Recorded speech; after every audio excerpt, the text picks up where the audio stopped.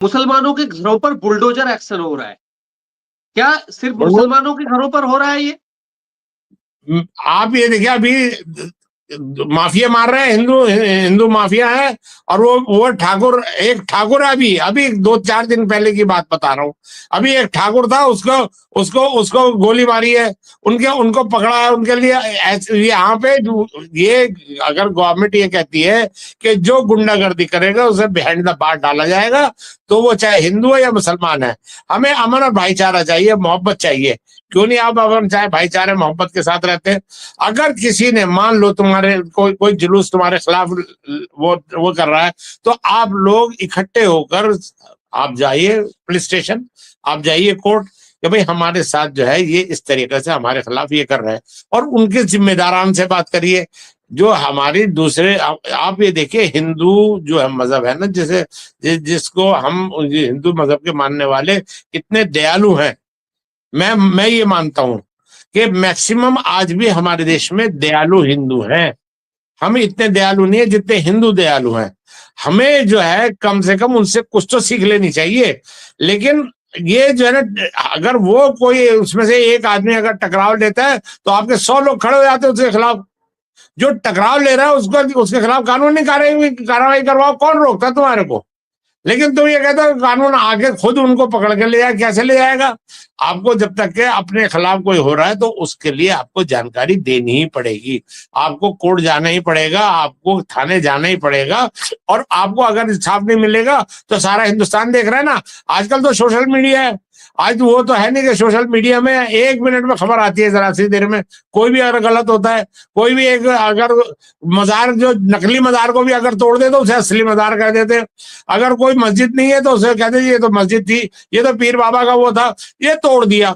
अरे भाई, जो कब्जा करके बैठे हुए हैं, जिनके पास कोई कागज नहीं है, कुछ नहीं है, अगर वो वहां पे कब्जा कर रहे हैं, वो चाहे हिंदू हो या मुसलमान हो। अभी ये खबर चल रही, दिल्ली के अंदर मंदिर तोड़ दिया जी, है। तो ये मंदिर, ये सब कब्जे वाले लोग हैं। जहां कब्जा होगा वहां पर वो तोड़ा ही जाएगा। वो आप जमीन खरीदो, सरकार से जमीन खरीदो, किसी से जमीन खरीदो, तुम्हारे पास बैनामा होना चाहिए। और उससे लेके आप चाहे उसमें मस्जिद बनाइए, आप मंदिर बनवाइए, गुरुद्वारे बनवाइए, कब्जे की जमीन पे कुछ ना बनाया जाए। आज ये हमारी सरकार जागरूक है, यही कहती है, और हम भी ये मानते हैं। और उसके बाद अगर आप ये कहते हो कि हमारे साथ जुल्म, ये तो अगर जुल्म हो रहा है तो पूरे हिंदुस्तानियों के साथ जुल्म हो रहा है, और अगर मोहब्बत की जा रही है तो पूरे हिंदुस्तान से मोहब्बत की जा रही है। थोड़ा 19-20 हो सकता है, लेकिन उसको हम लोग सुधार, उसका हमें भी तो अपनी जिम्मेदारी लेनी चाहिए। आप अपनी जिम्मेदारी नहीं ले रहे हैं, मैं बार बार ये कहता हूँ। एक और बात कही है उन्होंने, मौलाना मदनी ने कहा है कि वक्फ प्रॉपर्टी पर कब्जा हो रहा है। क्या वक्फ प्रॉपर्टी पर कब्जा हिंदू कर रहे हैं, या सरकार कर रही है, या कौन कर रहा है? अपने अनुसार कितने सही है? वक्फ प्रॉपर्टी पे कब्जा मुसलमान ही करवा रहे हैं, मुसलमानों ने ही कर रखा है।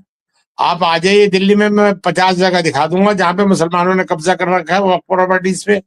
और उसको कोई कोई मुसलमान जाके ये नहीं कहता भाई उसके पास कोई बैनामा नहीं है, कोई कुछ नहीं है। लेकिन उनको ये फकर हो जाएगा, अगर वो कोई सरकार वाले अगर आएंगे कि भाई ये आपने कब्जा कर रखा है, तो ये वो कहना है, दुहाई लेके पहुंच जाएंगे, अरे मुसलमानों के साथ बुरा हो रहा है, बुरा हो रहा है। अरे भाई, पहले आपको अपने बुजुर्गों की, जो उन्होंने जो वक्फ प्रॉपर्टी करी गई थी, उसको संजो के रखने की तो आदत हो। आप कहते हो अगर मैंने इससे बचाया, ए ने बचाया है, तो बी ने पकड़ ली। जिसने बचाया वो इसलिए नहीं बचा रहा कि कौम के काम आएगी वो प्रॉपर्टी, इसलिए बचा रहा कि उसमें मैं कब्जा कर लूं। ये तो हमारी कौम के हालात है, और इन लोगों की छत्र छाया में हो रहा है। जो जो मेरा दर्द है इस बात का, ये इन लोगों की छत्र छाया में हो रहा है। ये सब गवर्नमेंट को ये कहते हैं गवर्नमेंट ऐसा कर रही है। अरे गवर्नमेंट, वो अगर वक्फ की जायदाद है, कोई उसको छीन नहीं सकता किसी भी कीमत पे। आप झूठ बोलते हैं, कौन छीन लेगा? कोई नहीं छीन सकता अगर वक्फ की है। और अगर वक्फ की, अगर किसी सरकार की जमीन के ऊपर वक्फ वालों ने अगर कब्जा किया है, तो वो जरूर छीनेगी, वो छोड़ेगी नहीं। ये तय है, ये सिस्टम है, और सिस्टम को किसी ने नहीं तोड़ना चाहिए। एक और बात कही है अफजल जी मदनी ने, कि मुसलमान रास्ते पर अपने आप को असुरक्षित महसूस करता है। कितना सही है? क्या कौन आप भारत में कहीं असुरक्षित महसूस करते हैं? ऐसा है श्रीमान जी, मैं कश्मीर जाता हूँ, और कश्मीर पहले मैं जाता था, बिल्कुल किसी मेरे को सिक्योरिटी गार्ड्स की कोई जरूरत नहीं होती थी। फिर बीच में हमारे लोगों ने ऐसे जुल्म ढाए कि मुझे सिक्योरिटी गार्ड की जरूरत पड़ गई। और आज के किसकी वजह जमाने में से? मैं कश्मीर वो है मुसलमानों की वजह से ही हुई। मुसलमानों की वजह से, वही तो कह रहा हूं ना। वही, वहां पे कोई हिंदू जाके थोड़ी गोली चला रहा है, वहां पे हिंदू जाके बम थोड़ी फोड़ रहे हैं। वो तो वही फोड़ रहे हैं ना हमारे भाई, हमारे अजीजदार, हमारे रिश्तेदार ही तो बम फोड़ रहे हैं। वही तो गोली मारेंगे हमारे को। और आप ये देखिए आज के जमाने में, मैं कहता हूं, मैं ये पिछले 6 महीने साल भर से मैं ये देखता हूं कि मुझे सिक्योरिटी की जरूरत ही नहीं पड़ती उस कश्मीर में। और जिन लोगों को सिक्योरिटी दे रखी है उनकी भी सिक्योरिटी कम कर रही है गवर्नमेंट। कहला अब इस कश्मीर में सिक्योरिटी की जरूरत नहीं है। तो इन्होंने ये जानबूझकर ये हरकतें करी, चाहे वो पहलगाम किया, चाहे वो चांदनी चौक किया, चाहे इन्होंने जम्मू में किया उसमें। तो ये सब चीजें प्लानिंग के तहत हो रही है कि ये चैन से हिंदुस्तान कैसे रह रहा है, हिंदुस्तान के मुसलमान चैन से कैसे रहे। भाई साहब आप ये समझ लीजिए, पहलगांव में जो मैं गया था, पहलगांव जब वो ऑपरेशन सिंदूर चल रहा था ना हिंदुस्तान में, तो मैं कश्मीर में बैठा हुआ था, कश्मीर में श्रीनगर में बैठा हुआ था। आप ये समझ लीजिए वहां पर ऑपरेशन सिंदूर से पहले जिस जहाज में मैं गया था वो पूरा जहाज खाली था, है जी। और वहां जब पूरा कश्मीर में गया तो कश्मीर में सैलानी जिसको कहते हैं ना, टूरिस्ट, टूरिस्ट नाम की चीज नहीं थी। और वो रो रहे थे, जो कश्ती वाले जो है ना, शिकारे वाले रो रहे थे, किस ये बम फाड़ने से किसका नुकसान हुआ? उस गरीब कश्मीरी का नुकसान हुआ ना। आपको कब दर्द आया मौलाना मदनी साहब? मैं गुजारिश करता हूं आप जाके उनका दर्द देखिए। मैं जाता हूं कश्मीर तो मुझे उनका दर्द नजर आता है। आपको दर्द नजर आता है? आप देखिए जाके। और उन लोगों की जो रोजी रोटी के लाले पड़ रहे हैं, जिस तरीके से वो पिट्ठू वाला, वो जो घोड़ी के ऊपर वो सुबह से शाम तक 500 1000 रुपए कमाता है, वो खाली पेट बैठा हुआ है अपने घर में। कौन जिम्मेदार है उसका? आपने कभी इस बात का दर्द लिया? आप कौम का रोना रोते हैं। वहां का कश्मीर का जो मासूम है, गरीब आदमी जो ना और गरीब हो रहा है, और मालदार हो रहा है। कौन इसका जिम्मेदार है?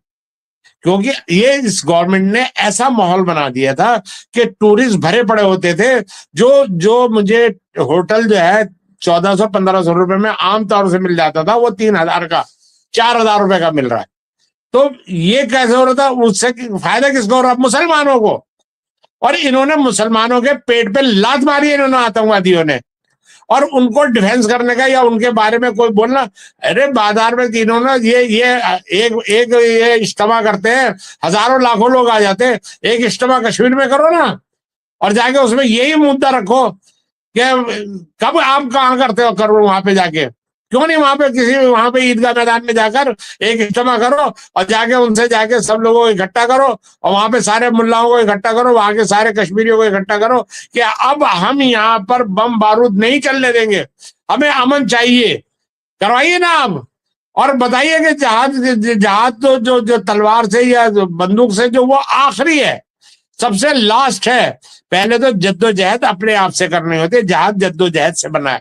पहले अपने आप से लेकिन लेकिन जद्दोजहद मौला पहले कर दिया। वो अफजल साहब, ये जो है, ये तो यही जिहाद मान रहे हैं कि भाई बम बांधो अपने और उड़ जाओ, इसी से ही जन्नत मिलेगी। क्या आज यही जिहाद हो गया है? जनाब ये मैंने आपको अभी थोड़ी देर पहले कहा है ना, जो कुरान और हदीस इसके नहीं, ये अंदर कहां से बिल्कुल आ रहा है क्लियर। साहब? मैं ये कह रहा हूं, वहां से तो आपने बता ये दिया। ये जो आ रहा है, आप बम फोड़ के उड़ रहे हैं, ये कहां से आ रहा आप है? ये जो है ना, देखिए ये जो लोग है ना, हमारे जिम्मेदार कौम के बेहतरीन जिम्मेदार लोग हैं ये। इनको अपनी कौम को समझाना नहीं आता। इनकी, आपको पता तबलीगी जमात वहां पे भी है, यहाँ पे जो है वो अहले सुन्नत वल जमात वहां पे भी है कश्मीर में। लेकिन वहां पर ये एक एक ऐसा प्रोग्राम नहीं करते। अरे वहां जरूरत है ना आपकी, आप वहां बड़ा इज्तिमा करो, वहां पर लाओ ना 5 लाख रुपए पूरे दे, 5 लाख मुसलमानों को ले जाके वहां पे इकट्ठा करो, और कहोगे भाई हमें ये जो आतंकवाद है, हमें आज ये तय करना है कि आतंकवाद चाहिए, ये जहाज चाहिए। जिस जहाज अकबर की आप बात करते हो, आप वहां जाके रेजोल्यूशन पास करो ना कश्मीर में। क्या ये वो करते नहीं अफजल है। साहब, आपको लग रहा है कि जिस तरह से मदनी लोगों को भड़का रहे हैं, क्या ये भारत के फिर से धर्म के आधार पर टुकड़े करने की एक साजिश तो नहीं है? अरे साहब भूल जाओ, जिंदगी में कभी ऐसा नहीं हो सकता। वो कहते हैं ना, इसके जो मुसलमान है ना, मुसलमान ही इसके खिलाफ है। इसके खिलाफ होंगे, क्यों नहीं होंगे? कि हमें जितना, आप देखिए दुनिया के जितने भी देश, मुस्लिम देश हैं, आप देखिए फिलिस्तीन का क्या हाल है, आप देखिए इराक ईरान का क्या हाल है, आप देखिए उसका शाम का जो है, सीरिया है, उसका क्या हाल है जी, आप देखिए यमन का क्या हाल है। ये ये सारे इस्लामी मुल्क हैं, यहीं नहीं से नहीं, हम इस्लाम हमारे हमारे से पास टूट है। के जो बना पाकिस्तान, उसका भी हाल, बांग्लादेश का भी, उनका भी अरे कोई कम आप नहीं है ये इनसे। देखिए, कमाल ये है, देखिए कमाल ये है, देखिए आप, कमाल ये है कि आज जो जंग है ना, वो बदल गई है भाई साहब। आज जो जंग, वो जो कल तक जिहादी कहलाते थे, वो आज वहां पे अफगानिस्तान के अंदर जिहादी लोग जो थे, जो जिहाद कर रहे थे, वो आज वहां पे सरकार में मालिक बने बैठे हैं। और खिलाफ किसके लिए? जिन्होंने जहाद के लिए इनको खड़ा किया था, वो ही कहते हैं कि तुम लोग गलत हो, ये हम सही थे। और वो आज उनके ईट से ईट बजा रखी है पाकिस्तान की। और आप देखना कुछ दिनों में यही लोग, ये जो मुल्ला लोग हैं ना, यही देखना कि सिंध भी इनके हाथ से छिड़ेगा और इनके बलोचिस्तान भी इनके हाथ से जाएगा। ये मैं आपको आज आज मैं आपको खुशखबरी दे रहा हूं कि इनके बस का नहीं है इनको संभालना, क्योंकि ये लोग जालिम है। इनको जो है ना, अब मजहब इस्लाम की जो असली चेहरा है ना, उसको बताते हुए इन्हें डर लगता है। ये वो खौफनाक चेहरा बताते हैं मुस्लिम मजहब इस्लाम का, जो कि असली अमन और भाईचारे का चेहरा है ना, उसको बताते हुए, उससे इनकी रोटी पे बोटी नहीं आएगी। अगर ये बताएंगे कि इस्लाम में जो है, अगर ये जो आप गोली चलाओगे तो गोली का जवाब गोली से मिलेगा, आप मरने के अलावा कुछ नहीं है आपके पास, आप ना जन्नत मिलेगी, जिंदगी भी जाएगी, माँ बाप भी छूटेंगे, अपना परिवार भी छूटेगा, और जन्नत भी नहीं मिलेगी आखिरत में। जिस दिन ये हाँ, मौलाना लोग ये कह देंगे ना, ये सब चीजें अगर जिस दिन ये हो जाएगी ना, उस दिन मैं गारंटी से कहता हूं कि ये खुद, ये नौजवान जो है ना, इनको पाकिस्तान से कह देगा यहाँ पे हमारे मिलिट्री की जरूरत नहीं है, हमारी फौज की जरूरत नहीं है। ये कश्मीरी नौजवान जो है ना, खड़ा होकर खुद इन लोगों को रोकेगा, मैं गारंटी लेता हूँ। लेकिन इन लोगों की रोटी पे बोटी कैसे आएगी फिर? दिक्कत तो लेकिन ये मैंने है। अभी देखा अफजाल अफजाल साहब की, जब मैं बयान देख रहा मदनी का, तो उनके बयान के नीचे मुझे एक भी मुसलमान का बयान ऐसा नहीं आया देखने को, किसी का होगा तो, पूरे तो नहीं देखे मैंने, लेकिन मुझे ज्यादातर मुसलमानों का यही आया कि वो मौलाना मदनी के बयान का सपोर्ट कर रहे थे। आखिर क्यों सपोर्ट खड़े कैसे दिखाई कर रहा देते हैं हो? भारत के मुसलमान नहीं, उनके साथ? सपोर्ट कैसे कर रहा हो? मौलाना मदनी सपोर्ट करो ना। मौलाना मदनी आज यहाँ से दिल्ली से जो है ना, वहीं से देवबंद से जो है ना, एक लश्कर लेके चले कि हम कश्मीर जाएंगे, और वहां पे कश्मीर के बॉर्डर पे जाकर उन पाकिस्तानियों को समझाएंगे कि तुम हमारे मुल्क में कैसे आ रहे हो, ये तुम जिहाद नहीं कर रहे, ये आतंकवाद है। तब पता चलेगा इनको। ये ऐसा करके दिखाए ना भाई। बीजेपी आरएसएस वाले ये तो इनके दुश्मन है। ये तो जब चाहे मर्जी झंडा उठा के वंदे मातरम कहते हुए, भारत माता की जय कहते हुए पहुंच जाते हैं। तुम क्यों नहीं कर पाते? तुम्हारे मुंह में दही जमती है, क्यों नहीं कहते, क्यों नहीं करते इसको? कौम को जगाने का काम किसका? आप लोगों का है ना। कैसे है बरो आप? ये भाई साहब, ये जो है ना, आज नहीं तो कल ये नौजवान उठ के इन लोगों को कहेगा। आने वाला कल जो है ना, ये इनका जब इतिहास लिखा जाएगा ना, हमारे इस जमाने के मौलवियों का, कि ये लिखा है बुज़दिल थे और इन्होंने कौम को गुमराह किया।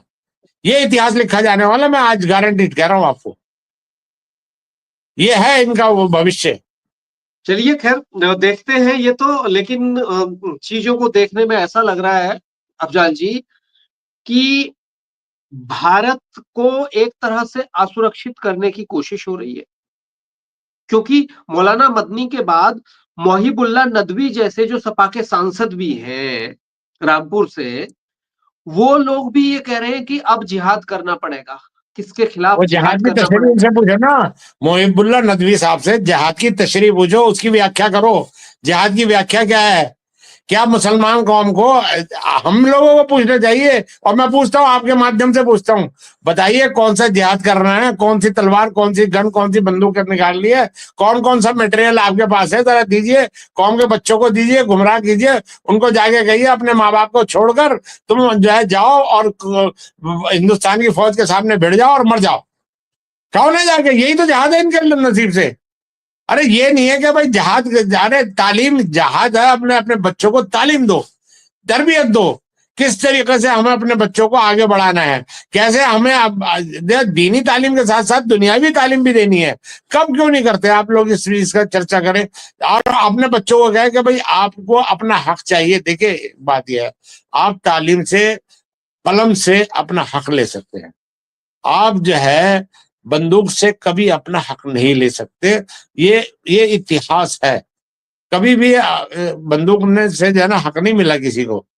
गांधी जी ने भी कलम हाथ में उठाई थी, तो इसकी वजह से कहीं ना कहीं हमारे देश के अंदर जो आजादी मिली है, चाहे मैक्सिमम लोग जो थे ना, आप ये देखिए वो जो मैक्सिमम जिन्होंने अहिंसा के ऊपर विश्वास है, वो लोग काम, उन्होंने कामयाबी करे। तुम क्यों नहीं अहिंसा पे बात, तुम जिहाद अकबरी की बात करते हो, जिहाद असगरी की बात कर। जिहाद अकबर वही है कि भाई तलवार लेके बंदूक लेके घुस जाओ, बम बांध के मर जाओ, ये जिहाद अकबर है क्या? क्यों नहीं तशरीह करते आप? वो बेचारी वहां पे जो है, मैंने देखा उनका इंटरव्यू देखा, वो मैडम बेचारी मासूम पूछ रही बार बार कि ये जिहाद का मतलब क्या है, किस तरीके से। आप जिहाद बता ही नहीं रहे, असगर अकबर बता रहा हो।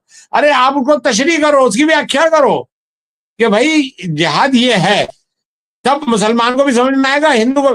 भाई जब एक बात समझिए, पहले जो था, जब अजान से की आवाज आती थी लाउड स्पीकर से, अल्लाह अकबर, अल्लाह जी, अल्लाह तो बहुत बड़ा है, वो अल्लाह जो है वो जो आएगा और तलवार लेके वो लोग आगे मार देंगे, ये तो हमारे को ये कह रहे हैं। जब उनको उसके मायने बताए गए तो सब, किसी को कोई एतराज नहीं है।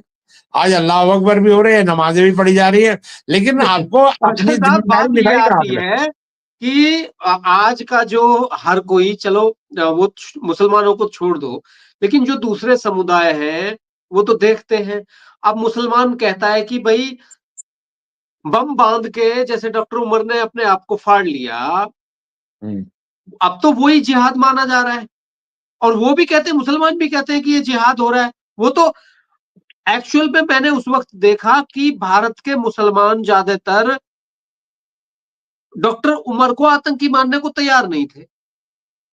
ऐसा है, देखिए, ये कमी क्यों है।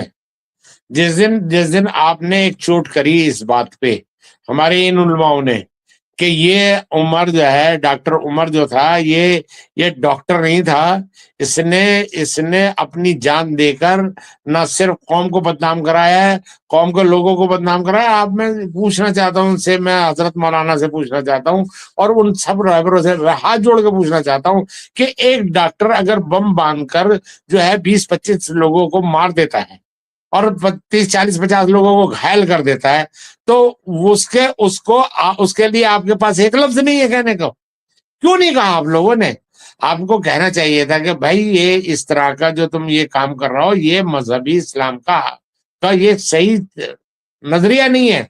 अब मजहब इस्लाम का जो नजरिया है वो ये कहता है कि आप जो है अपने हक के लिए लड़ो, आप अपने हक के लिए, आपके पास कानून है, आपके आपके लिए अपना एहतजाज है, आप एहतजाज करो, प्रदर्शन करो, धरना दो, कौन मना कर रहा है आपको? आप इजाजत लो, धरना दो। और आपके आपके लिए क्यों नहीं करेंगे कोई? ये तो आपको हमारा कानून, संविधान इसकी इजाजत देता है। कानून इसकी इजाजत नहीं देता कि आप बम बांधो और उड़ा दो अपने आप को। मैं इनसे पूछना चाहता हूँ, अपने अपने उलमाओं से, अपने बुजुर्गों से, जो माशाअल्लाह इतनी इतनी उनकी उम्र हो गई, मैं, प्लीज आप मुझे बता दीजिए, अगर ये इस तरह के डॉक्टर अगर जो मुसलमानों के होंगे, क्या कोई दूसरे मजहब का मानने वाला क्या हमारे मुस्लिम डॉक्टरों से अपना इलाज कराना पसंद करेगा? क्यों नहीं आपको दर्द आता है इस बात का?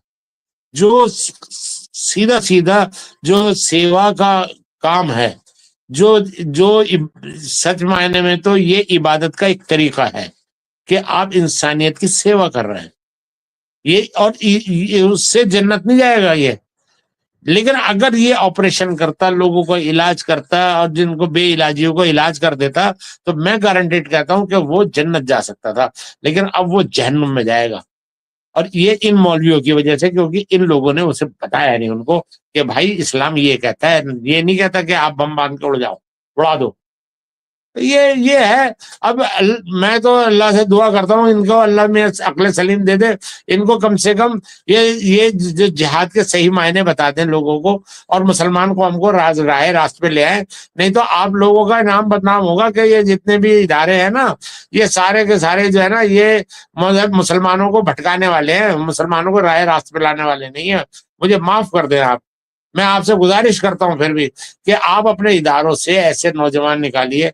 आप देखिए आप देखिए, मैं आपको बताता हूं कि अफगानिस्तान के जो फॉरेन मिनिस्टर आए, उनको इन्होंने हमारे देश ने क्या किया कि जब वो सरकार में आ गए, यही तालिबानी जब सरकार में आ गए, तो उन्होंने अगर कहा कि हम देवबंद जाना चाहते, तो वो देवबंद जाने के लिए हमारी सरकार ने उन्हें इजाजत दे दी अकेले जाके।